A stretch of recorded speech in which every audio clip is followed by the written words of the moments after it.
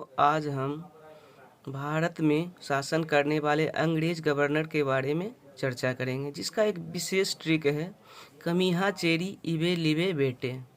आपको इस ट्रिक को बार बार रट लेना है, देख लेना है, समझ लेना है। इससे आपको देश में शासन करने वाले सभी गवर्नर जनरल का सेशन वाइज याद हो जाएगा और इससे रिलेटेड चेन सिस्टम में आप एक दो नहीं कम से कम 100 क्वेश्चन को हैंडल कर सकते हैं।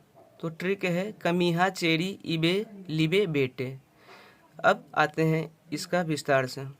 नोट में आपको ध्यान देना है, सभी शब्दों के उपसर्ग में लॉर्ड लगाएं। जैसे कर्जन में लॉर्ड कर्जन, मिंटो में लॉर्ड मिंटो द्वितीय, हार्डिंग में लॉर्ड हार्डिंग द्वितीय इत्यादि।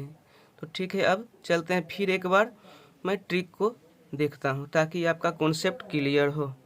कमीहा चेरी इबे लिबे बेटे। अब इसमें क से कर्जन, जिसका शासन काल आपको ध्यान रखना। ट्रिक के द्वारा तो आपको सभी गवर्नर जनरल याद हो ही जाएंगे और इससे बहुत तरह से आपको क्रमवार सजाने में काम आएगा। सेशन वाइज कौन कब शासन के ये भी, और इसके रिलेटेड सभी शासन काल में कौन किस सेशन में किसके शासन काल में कौन सा कार्य निर्गत हुआ, संपादित हुआ, ये सारे प्रश्नों के जवाब आप चुटकियों में हल कर सकते हैं। तो फिर एक बार देखते हैं कमीहा चेरी इबे लिबे बेटे में क से कर्जन, इसका शासनकाल है 1899 से 1905। मी से मिंटो द्वितीय 1905 से 1910। हा से हार्डिंग द्वितीय 1910 से 1916।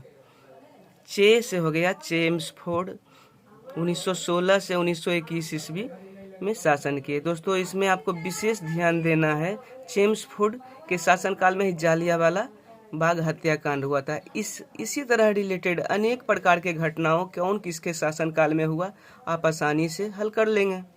रीडिंग से लॉर्ड रीडिंग, जिसका शासनकाल है 1921 से 1926।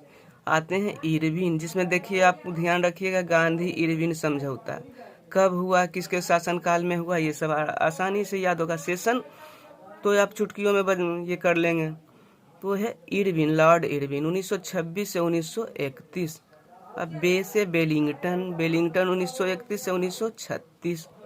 अब लिनिथगो, लॉर्ड लिनिथगो 1936 से 1943 में शासन किए। बेबेल, बेबेल लॉर्ड बेबेल, बे से बेबेल हो गया। कमीहा चेरी इबे लिबे ना, तो बेबेल, बेबेल हो गया 1944 से 1947। इसी शासनकाल में हमारा देश आज़ाद हुआ। तो अब आते हैं लास्ट, हम गवर्नर जनरल कौन थे, तो बेटे, बेटे में लॉर्ड माउंटबेटन, मार्च 1947 से जून 1948। इस ट्रिक के माध्यम से आप बहुत अच्छे ढंग से सारे प्रश्नों को सोल्व कर सकते हैं। Trick by Ramcharan Sonari. Thanks for watching. Okay.